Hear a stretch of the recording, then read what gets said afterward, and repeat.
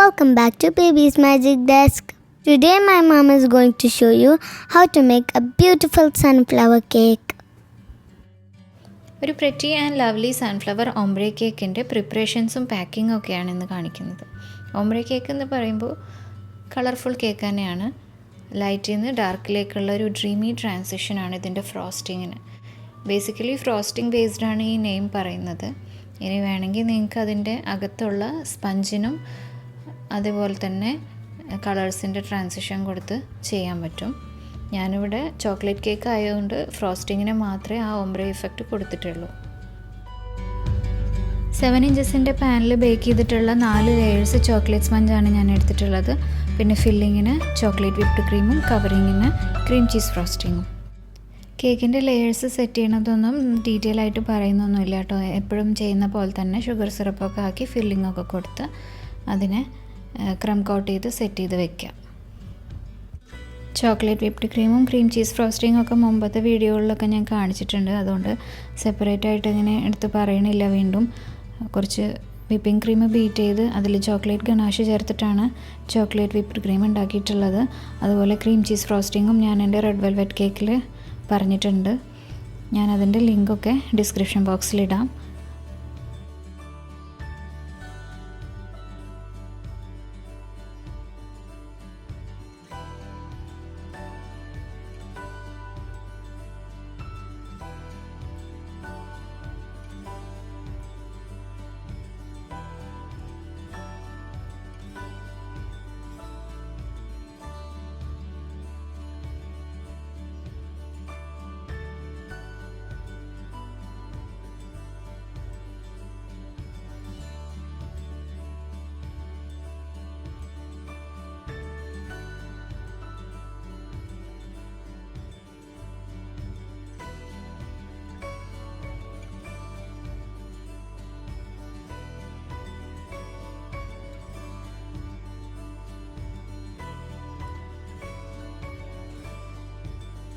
ഇപ്പോൾ ലെയേഴ്സൊക്കെ സെറ്റ് ചെയ്ത് കഴിഞ്ഞു. ഇനി ക്രീം ചീസ് ഫ്രോസ്റ്റിംഗ് വെച്ച് നമ്മളിതിനൊന്ന് ക്രം കോട്ട് ചെയ്തെടുക്കുകയാണ്.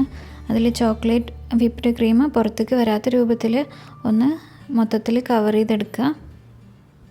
എന്നിട്ട് ജസ്റ്റ് റഫായിട്ടൊന്ന് സ്ക്രേപ്പ് ചെയ്ത് ലെവലാക്കി എടുത്തതിന് ശേഷം ഫ്രിഡ്ജിൽ വയ്ക്കുക.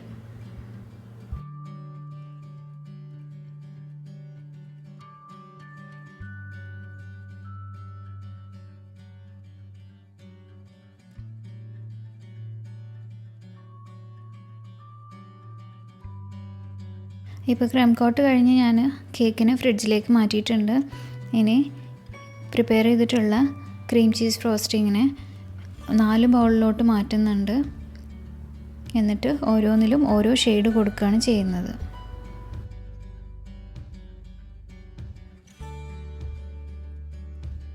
ഇനി ഓരോ ബൗളിലായിട്ട് കളേഴ്സ് ചേർത്ത് കൊടുക്കണം. ആദ്യത്തെ ബൗളിൽ ഒരു drop gel food colour yellow colour ചേർക്കുന്നുണ്ട്. അടുത്ത ബൗളിൽ ഒരു 2-3 ഡ്രോപ്പ്, പിന്നെ അതിലും കുറച്ചുകൂടെ കൂട്ടി കൊടുക്കുക. മൂന്നാമത്തെ ബൗളിൽ ഒരു ബൗളിലുള്ളത് നമ്മൾ വൈറ്റായിട്ട് തന്നെ കീപ്പ് ചെയ്യാം. ഇനി ആ കളേഴ്സൊക്കെ ഒന്ന് ക്രീമിൽ നന്നായിട്ട് മിക്സ് ചെയ്ത് കൊടുക്കുക. മിക്സ് ചെയ്ത് കൊടുത്തതിന് ശേഷം ഓരോ കളേഴ്സായിട്ട് ഓരോ പൈപ്പിംഗ് ബാഗിലേക്ക് മാറ്റുക.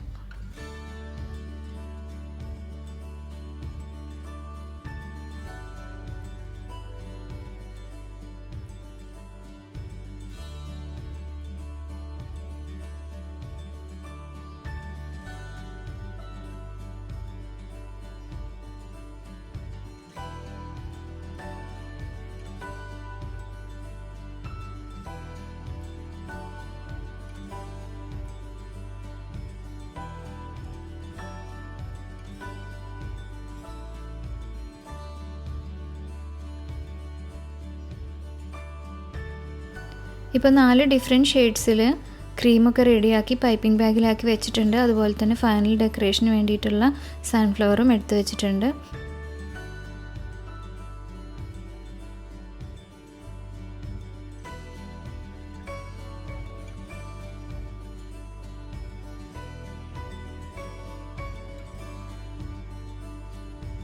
ഇനി ഫ്രിഡ്ജിൽ തണുക്കാൻ വെച്ചിട്ടുള്ള കേക്ക് എടുത്ത് അതിനൊരു ഫസ്റ്റ് ലെയർ ഓഫ് കവറിങ് കൊടുക്കുകയാണ് ക്രീം വെച്ച്.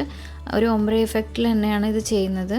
അപ്പോൾ ഫൈനലി നമ്മൾ പൈപ്പിംഗ് പൈപ്പിംഗ് ബാഗിൽ നോസിലൊക്കെ ഇട്ടിട്ട് ചെയ്യാണ് ചെയ്യണം. അപ്പോൾ അതിൻ്റെ ഇടയ്ക്ക് ഗ്യാപ്സിലൂടെ നമുക്ക് കളേഴ്സ് വൈറ്റ് വിസിബിൾ ആവാതിരിക്കാൻ വേണ്ടിയിട്ട് ഒംബ്രേ ഇഫക്റ്റിൽ തന്നെയാണ് ഈ ഫസ്റ്റ് കവറിങ് ചെയ്യുന്നത്.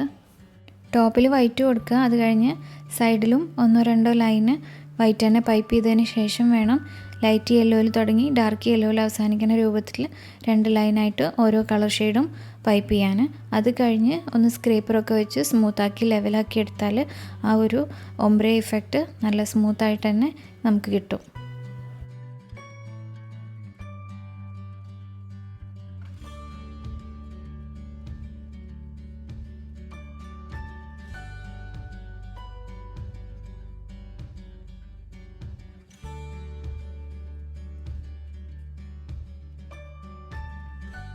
ഇപ്പോൾ കവറിങ്ങിൻ്റെ ഫസ്റ്റ് സ്റ്റേജ് കഴിഞ്ഞിട്ടുണ്ട്. ഇതിൽ ഒരുപാട് സ്മൂത്താക്കി എടുക്കണമെന്നില്ല, കാരണം ഇതിൻ്റെ മുകളിൽ നമ്മൾ വീണ്ടും പൈപ്പ് ചെയ്യുമല്ലോ. അപ്പോൾ ഈ ഒരു സ്റ്റേജ് കഴിഞ്ഞിട്ട് വീണ്ടും ഒരു 20-30 മിനിറ്റ് ഫ്രിഡ്ജിൽ വെച്ച് നന്നായിട്ട് തണുപ്പിച്ചെടുത്തതിന് ശേഷം വേണം ഫൈനൽ പൈപ്പിംഗ് ചെയ്യാൻ. ഫൈനൽ പൈപ്പിംഗ് ചെയ്യാൻ ഞാൻ യൂസ് ചെയ്തിട്ടുള്ളത് റോസ് പെറ്റൽ നോസിലാണ്. അതിൻ്റെ ഒരു വലിയ സൈസ് തന്നെ എടുക്കുക. ഞാൻ യൂസ് ചെയ്തിട്ടുള്ളത് വിൽട്ടൻ്റെ നമ്പർ 125 ആണ്. എന്നിട്ട് ആദ്യത്തെ ഒരു 2-3 ലെയർ വൈറ്റ് പൈപ്പ് ചെയ്യുക, പിന്നെ ലൈറ്റ് യെല്ലോ, പിന്നെ ഡാർക്ക് യെല്ലോ, അങ്ങനെ കൂട്ടിക്കൊണ്ടുവന്ന് ഫൈനലി നല്ല ഡാർക്ക് കളറായിട്ട് ചെയ്യുക. ഇതിന് വേണ്ടിയിട്ട് ക്രീം ചീസ് ഫ്രോസ്റ്റിംഗ് കുറച്ചുകൂടെ ഉണ്ടാക്കിയിട്ടുണ്ട്. അപ്പോൾ ആദ്യം ഉണ്ടാക്കിയതിൽ ഡാർക്ക് യെല്ലോ കളർ മാത്രമേ കുറച്ച് ബാക്കി ഉണ്ടായിരുന്നുള്ളൂ. അപ്പോൾ അതിൽ നിന്ന് കുറേശ്ശെ ഇട്ട് കൊടുത്ത് ഓരോ ഷെയ്ഡായിട്ട് ചെയ്തിട്ട് വീണ്ടും കൂട്ടി കൊണ്ടുവന്നിട്ടാണ് ഇതിലെല്ലാ ഷെയ്ഡും ഉണ്ടാക്കിയിട്ടുള്ളത്. പിന്നെ ലാസ്റ്റിൽ യെല്ലോയുടെ കൂടെ കുറച്ച് ഓറഞ്ച് കളറും കൂടെ കൂട്ടി കൊടുത്ത് ഒന്നുകൂടെ ഒന്ന് ഇൻറ്റൻസ് ആക്കി കളറ്.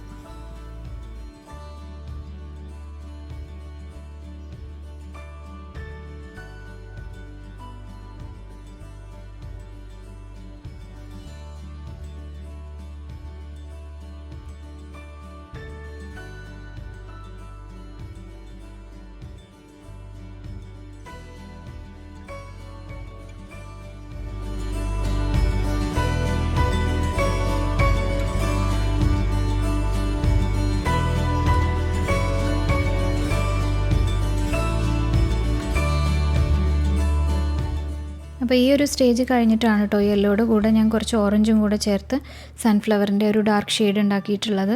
അപ്പോൾ അവിടെ നിന്ന് അങ്ങോട്ടുള്ള ഭാഗം കുറച്ചുകൂടെ ഡാർക്കായിട്ടാണ് പൈപ്പ് ചെയ്തിട്ടുള്ളത്.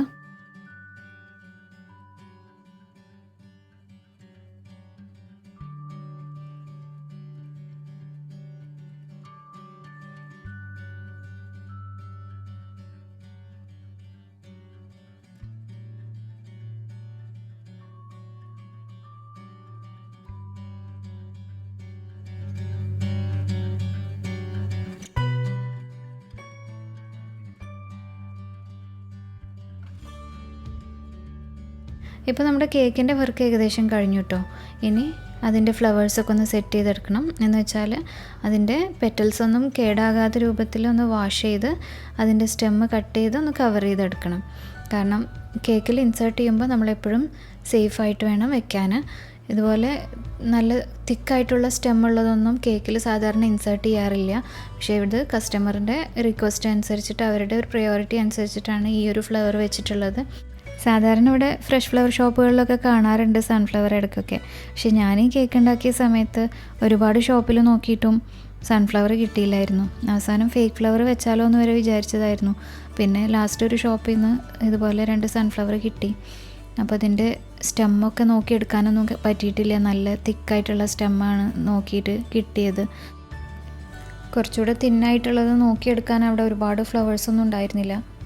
അപ്പോൾ ഈ ഒരു തിക്കായിട്ടുള്ള സ്റ്റെമ്മ് നമ്മൾ കേക്കിൽ ഇൻസേർട്ട് ചെയ്യുമ്പോൾ അത് നന്നായിട്ട് ശ്രദ്ധിക്കണം. പ്രത്യേകിച്ച് ക്രീം കേക്കിൽ കുറച്ച് സ്റ്റെബിലിറ്റി ഉള്ള കേക്കാണെങ്കിൽ കുഴപ്പമില്ല. അപ്പം നന്നായിട്ട് കവർ ചെയ്തിട്ട് സ്ട്രോ വെച്ചൊരു ഹോൾ ഉണ്ടാക്കിയിട്ടാണ് ഞാനിത് ഇൻസേർട്ട് ചെയ്തിട്ടുള്ളത്.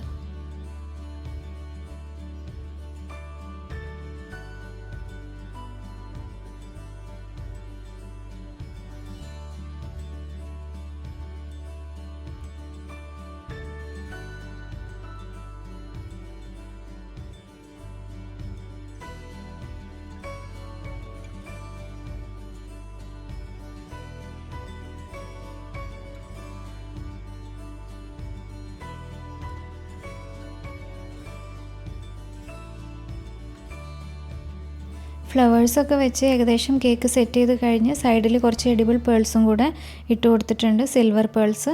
അങ്ങനെ കേക്കിൻ്റെ വർക്കൊക്കെ ഏകദേശം കംപ്ലീറ്റ് ആയി. ഇനി അടുത്ത പ്രശ്നം എന്ന് പറയുന്നത് പാക്കിംഗ് ആണ്. അതൊരു പ്രശ്നം എന്ന് പറയാൻ കാരണം എൻ്റെ കയ്യിൽ നല്ല ഹൈറ്റുള്ള കേക്ക് ബോക്സ് അന്ന് ഉണ്ടായിരുന്നില്ല. അപ്പോൾ ഈ ഒരു ബോക്സാണ് അന്ന് ഏറ്റവും ഹൈറ്റുള്ള ബോക്സ് എൻ്റെ കയ്യിലുണ്ടായിരുന്നത്. ഇതുപോലെ തന്നെ വേറൊരു ബോക്സും കൂടെ അതിൻ്റെ മുകളിൽ വെച്ച് അഡ്ജസ്റ്റ് ചെയ്ത് എങ്ങനെയാണ് ഇത് പാക്ക് ചെയ്തതെന്നുള്ളത് ഞാൻ കാണിക്കാം. സെയിം സൈസുള്ള ബോക്സസ് അല്ല കേട്ടോ യൂസ് ചെയ്തിട്ടുള്ളത്. താഴെയുള്ള ബോക്സിൻ്റെ ഡയമീറ്റർ ഒരു 30 സെൻറ്റിമീറ്ററാണ് വരുന്നത്. അതിൻ്റെ മുകളിൽ വെച്ചിട്ടുള്ളത് അതിലും കുറച്ചുകൂടെ ചെറിയൊരു ബോക്സാണ്. ഇതുപോലെ ഒരു സർക്കിൾ വരച്ച് ആ താഴെയുള്ള ബോക്സിൻ്റെ ടോപ്പ് പോർഷൻ ഒന്ന് കട്ട് ചെയ്തെടുക്കണം. അത് മാക്സിമം നീറ്റായിട്ടൊന്ന് കട്ട് ചെയ്തെടുക്കുക. കട്ട് ചെയ്തെടുത്തതിന് ശേഷം ചെറിയ ബോക്സ് അതിൻ്റെ മുകളിൽ ഗ്ലൂ ഗണ്ണൊക്കെ വെച്ച് സ്റ്റിക്ക് ചെയ്ത് കൊടുക്കുകയാണ് ചെയ്യുന്നത്. അങ്ങനെ കേക്ക് ബോക്സും സെറ്റാക്കി എടുത്തിട്ടുണ്ട്. ഇനി കേക്കിനെ അതിനകത്ത് വെച്ച് കൊടുക്കുകയാണ്. ഇപ്പോൾ കണ്ടില്ലേ, കേക്ക് നല്ല പെർഫെക്റ്റ് ആയിട്ട് അതിനകത്ത് ഇരിക്കുന്നുണ്ട്. പെറ്റൽസ് ഒന്നും ഫോൾഡഡ് ആകാതെ ഇരിക്കണമെങ്കിൽ ഇതുപോലെ ഹൈറ്റുള്ളൊരു ബോക്സ് വേണം. അപ്പോൾ നമുക്ക് കേക്കിൻ്റെ മുകളിൽ ഫോണ്ടൻറ്റിൻ്റെ ആക്സൻസോ അതുപോലെ ഫ്രഷ് ഫ്ലവേഴ്സോ എന്തെങ്കിലുമൊക്കെ വെക്കുമ്പോൾ അതിനനുസരിച്ച് കേക്കിന് ഹൈറ്റ് കൂടും. അപ്പോൾ നിങ്ങളുടെ കയ്യിൽ പെട്ടെന്ന് ഹൈറ്റുള്ള ബോക്സ് കിട്ടിയില്ലെങ്കിൽ ഇതുപോലുള്ള അഡ്ജസ്റ്റ്മെൻറ്റ്സ് ഒക്കെ ചെയ്തിട്ട് നിങ്ങൾക്ക് പ്രസൻറ്റ് ചെയ്യാൻ പറ്റും. അപ്പോൾ ഈ സൺഫ്ലവർ ഓംബ്രേ കേക്ക് നിങ്ങൾക്ക് എല്ലാവർക്കും ഇഷ്ടമായി എന്ന് വിചാരിക്കുന്നു. നിങ്ങളുടെ അഭിപ്രായങ്ങളും സജഷൻസും എല്ലാം കമൻറ്റ് ബോക്സിൽ അറിയിക്കണം. അതുപോലെ നിങ്ങൾ എൻ്റെ ചാനൽ ആദ്യമായിട്ടാണ് കാണുന്നതെങ്കിൽ സബ്സ്ക്രൈബ് ചെയ്യണം, ലൈക്ക് ചെയ്യണം, ഷെയർ ചെയ്യണം.